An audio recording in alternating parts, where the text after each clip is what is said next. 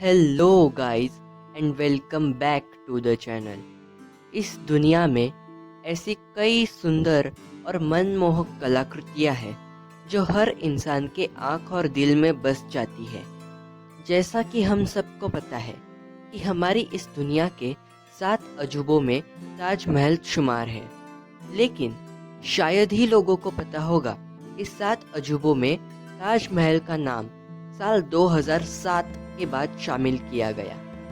दुनिया के सबसे बेहतरीन कलाकृतियों में से एक और भारत की शान ताजमहल इंडिया के आगरा शहर में स्थित एक मकबरा है। इस मकबरे को मुगल बादशाह शाहजहां ने उसके प्यार के प्रतीक में बनवाया था। बच्चों के लिए एक सुंदर कलाकृति, जवान लोगों के लिए प्रेम भाव का एक प्रतीक, वही वृद्ध लोगों के लिए एक विशाल और अद्भुत मकबरा। ये ताजमहल दुनिया के सबसे मशहूर टूरिस्ट प्लेसेस में से एक है। आज हम इसी ताजमहल की ऐसी बातें जानेंगे जो शायद ही आपको पता होगी। वीडियो बहुत इंटरेस्टिंग होने वाली है, तो इसे बिना स्किप किए एंड तक देखिए।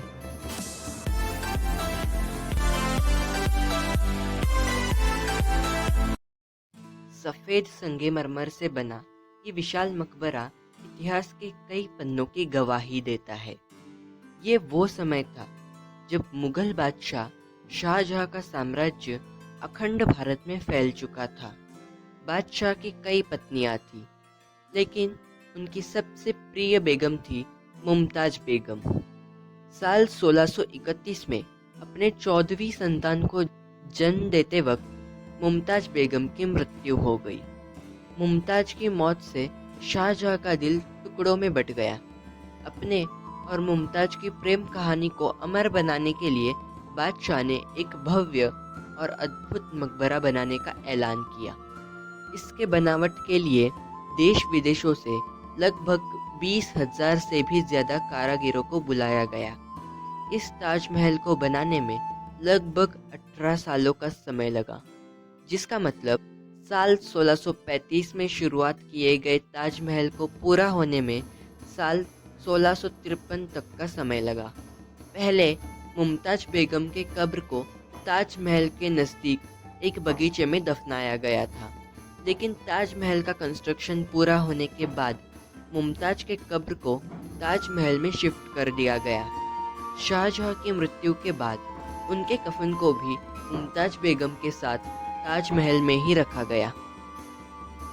आज के समय में तो ताजमहल दुनिया के सबसे बेहतरीन और मशहूर टूरिस्ट प्लेसेस में से एक है, लेकिन शायद ही लोगों को पता होगा कि वो ताजमहल की जिस द्वार से एंटर करते हैं वो एक्चुअली में मकबरे का पीछे का दरवाज़ा है। जी हाँ, ताजमहल का मुख्य दरवाज़ा नदी के तरफ है और उस समय नदी से होकर ही ताज तक पहुंचा जा सकता था। ताजमहल की जो 4 मीनारें हैं वो बिल्कुल भी सीधी खड़ी नहीं है। ये मीनारें बाहर की तरफ झुकी हुई है। ऐसा करने की वजह थी कि अगर भूकंप या अन्य कोई आपत्ति में ये मीनारें गिर जाए तो भी बाहर की तरफ गिर जाए, ताकि मुख्य मकबरे को कोई नुकसान ना पहुंचे। इस भव्य मकबरे की सुंदरता तो अविश्वसनीय है, लेकिन इस ताज में की गई कैलीग्राफी इसमें 4 चांद लगा देती है। ये कैलीग्राफी फ्लूट भाषा में की गई है और इसे बनाने के लिए ईरान से कारीगरों को बुलाया गया था।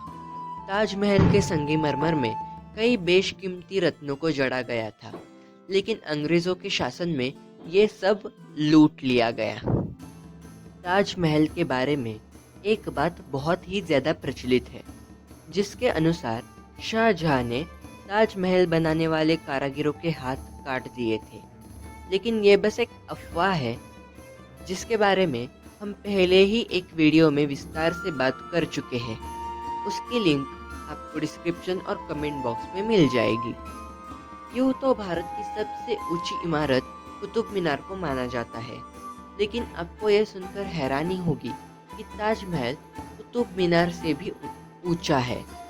जी हाँ, जहाँ कुतुब मीनार की ऊंचाई 72.5 मीटर है, वही ताज की ऊंचाई 73 मीटर्स है। ताजमहल की कई हूबहू नकली इमारतें बनाई गई है। वैसे ही एक इमारत महाराष्ट्र के औरंगाबाद में बनाई गई है, जिसे हम बीबी का मकबरा के नाम से जानते हैं। मुमताज की मृत्यु के बाद शाहजहां का फोकस सिर्फ और सिर्फ ताज पर था। उनकी नज़र सिर्फ ताजमहल पर रहती थी और ऐसे में ही औरंगजेब ने आगरा पर आक्रमण कर दिया और वहां पे बादशाहत पाली। शाहजहां ने कहा कि मुझे ऐसी जगह कैद किया जाए जहां से मैं हर पल ताजमहल को देख सकूं। शाहजहां के इस फैसले को माना गया और वहीं पे बादशाह ने अपनी आखिरी सांस ली। मृत्यु के बाद बादशाह को भी मुमताज के साथ ताज में दफन किया गया और उनकी प्रेम कहानी को हमेशा हमेशा के लिए अमर बनाया गया। So that's up for the video. अगर वीडियो पसंद आया तो इसे लाइक कीजिए, कमेंट कीजिए एंड अपने दोस्तों के साथ शेयर करना बिल्कुल भी ना भूलें। आगे भी ऐसी वीडियोस को देखने के लिए चैनल को सब्सक्राइब करके बेल आइकॉन पर भी क्लिक कीजिए ताकि आपको आने वाले वीडियोस की नोटिफिकेशन सबसे पहले मिल सके। इस चैनल पर आपको अच्छा कंटेंट मिलता है और मिलता रहेगा। तो चलिए मिलते हैं अब एक और नए और इंटरेस्टिंग टॉपिक के साथ। Thanks for watching.